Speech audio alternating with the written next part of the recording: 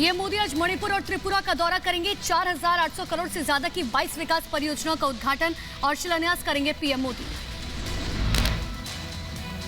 PM Modi Agartala में महाराजा वीर विक्रम हवाई अड्डे पर नए टर्मिनल भवन का उद्घाटन करेंगे। कार्यक्रम में मणिपुर के मुख्यमंत्री बीरेन्द्र सिंह और नागरिक उड्डयन मंत्री ज्योतिरादित्य सिंधिया मौजूद रहेंगे। पीएम मोदी ने ट्वीट कर मणिपुर और त्रिपुरा के दौरे की जानकारी दी। लिखा, मणिपुर और त्रिपुरा के अद्भुत लोगों के बीच आने के लिए उत्सुक हूं। पीएम मोदी मणिपुर में करीब 1,850 करोड़ रुपए की लागत से बनने वाली 13 परियोजनाओं का उद्घाटन करेंगे। करीब 3,000 करोड़ वाली लागत वाली 9 परियोजनाओं की आधारशिला रखेंगे।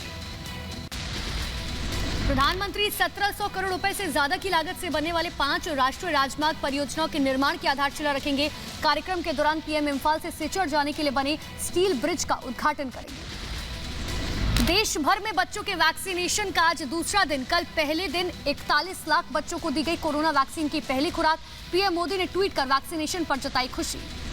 देश में लगातार बढ़ रहे हैं कोरोना के मरीज। 24 घंटे में 33,750 मामले आए सामने। 123 लोगों ने गंवाई जान। दिल्ली में कोरोना का तेजी से बढ़ रहा है ग्राफ। 24 घंटे में 4,099 केस आए सामने। एक मरीज की मौत। दिल्ली में केंद्र सरकार ने बायोमेट्रिक अटेंडेंस पर लगाई रोक। कोरोना और ओमाइक्रोन के खतरे के बीच मुंबई में 1 से 9वीं क्लास तक के स्कूल बंद किए गए। 11वीं क्लास के स्कूल भी बंद किए गए। जारी रहेगी ऑनलाइन क्लासेस।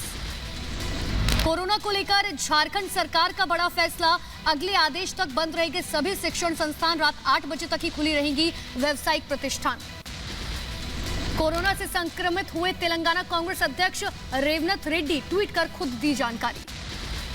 अभिनेता जॉन इब्राहिम और उनकी पत्नी प्रिया कोरोना पॉजिटिव। सोशल मीडिया पर दी जानकारी। बॉलीवुड में फूटा कोरोना बम। अब एकता कपूर भी हुई कोरोना वायरस से संक्रमित। खुद को किया आइसोलेट। संपर्क में आए लोगों से टेस्ट कराने की अपील की। केंद्रीय मंत्री डॉक्टर महेंद्र नाथ पांडे भी हुए कोरोना पॉजिटिव। कौशांबी की यशोदा अस्पताल में भर्ती। जांच के दौरान पाए गए कोविड-19 पॉजिटिव।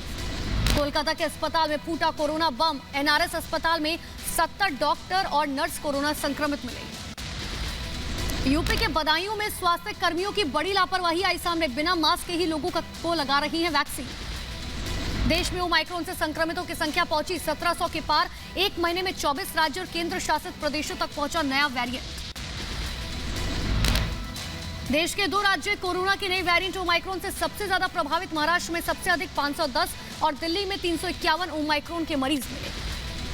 सीएम योगी आज देवबंद में एटीएस कमांडो सेंटर का शिलान्यास करेंगे। एटीएस कमांडो सेंटर समेत 14 करोड़ की परियोजनाओं का शिलान्यास करेंगे। सीएम योगी आज अलीगढ़ का दौरा करेंगे। 113 परियोजनाओं का लोकार्पण और शिलान्यास करेंगे। छात्रों को टैबलेट और स्मार्टफोन बांटेंगे।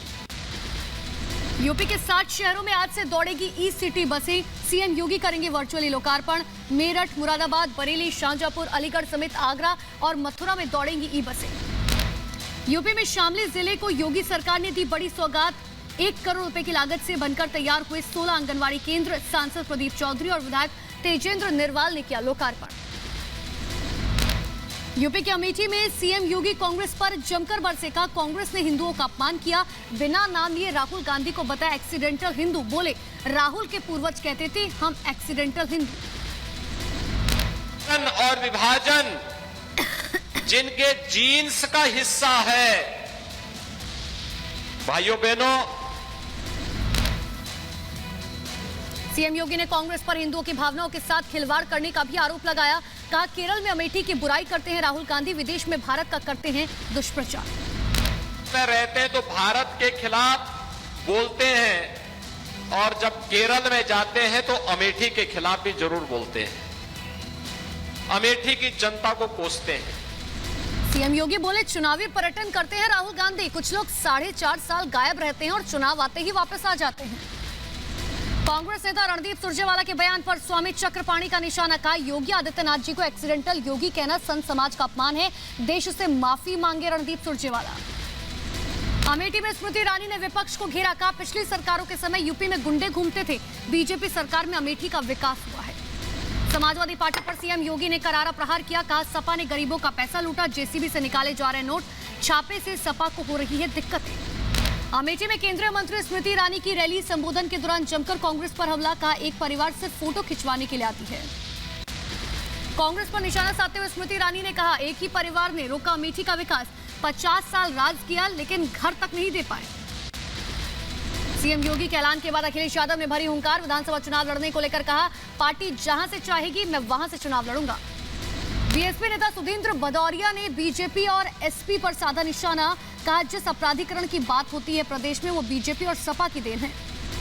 आज मुरादाबाद का दौरा करेंगे असदुद्दीन ओवैसी, डिंगरपुर विधानसभा में जनसभा को करेंगे संबोधित।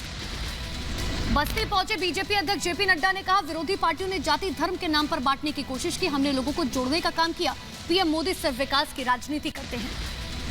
बस्ती के जनसभा में जेपी नड्डा ने अखिलेश यादव पर साधा निशाना, कहा आजकल अखिलेश झूठे वादे कर रहे हैं, अतीत में अखिलेश ने क्या किया सब जानते हैं। उनके जमाने में 5 साल में 700 दंगे और पलायन हुआ। झूठे वायदे, आजकल अखिलेश जी बहुत बड़ी बड़ी बातें कर रहे हैं, लेकिन आखिर उनका अतीत क्या है, उनका इतिहास क्या है? जब वो मुख्यमंत्री थे तो उन्होंने दिया क्या है? ये अतीत ही तय करता है कि भविष्य में कोई क्या करेगा। जेपी नड्डा ने पीएम मोदी की तारीफ की, कहा मोदी जी ने वोट बैंक की राजनीति खत्म कर दी, विकास की राजनीति ले आए, उसके बाद वंशवाद, जातिवाद, तुष्टीकरण धराशायी हो गया।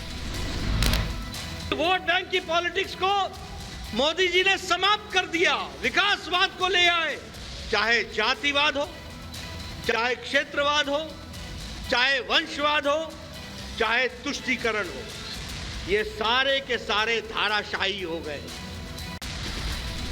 जन विश्वास यात्रा में बोले जेपी नड्डा, का बीजेपी अकेली पार्टी जिनके पास नेता नीति नीयत है, विपक्षियों के पास ना नेता है ना नीयत है।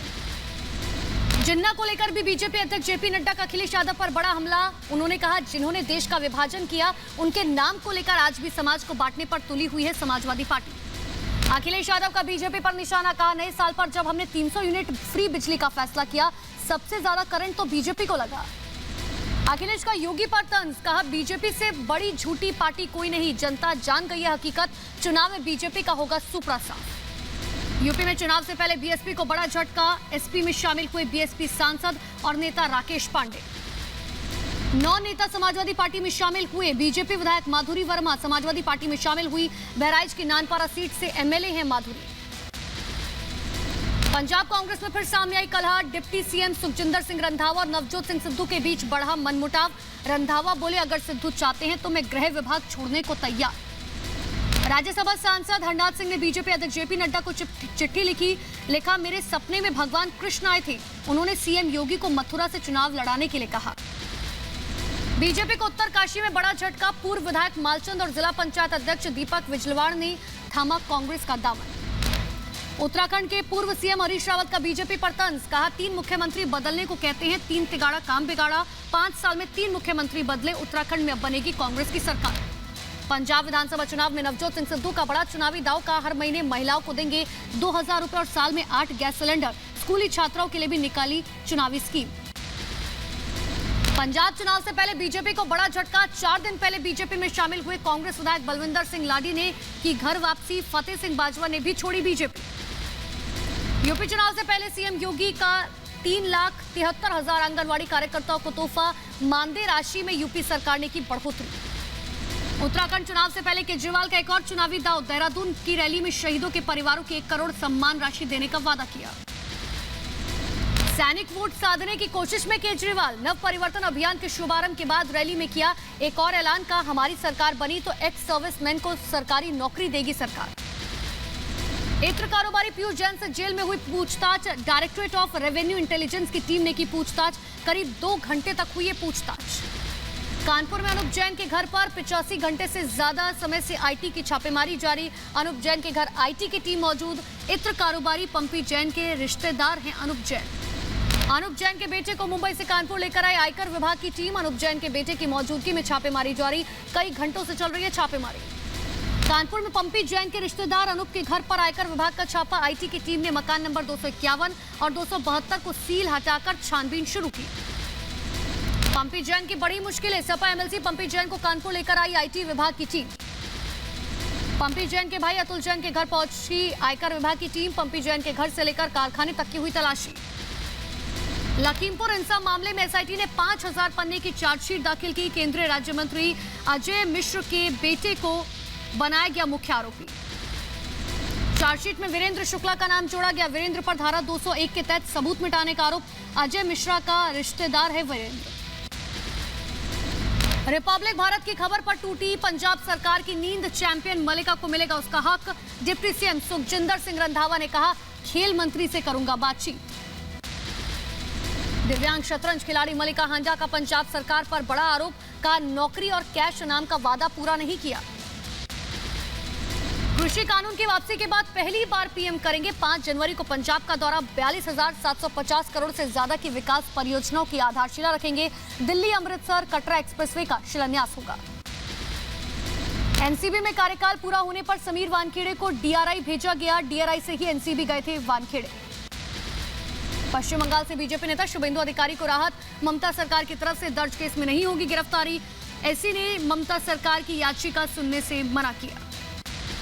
नितेश राणे ने बॉम्बे हाईकोर्ट में दायर की अग्रिम जमानत के लिए याचिका। बॉम्बे हाईकोर्ट आज करेगा सुनवाई।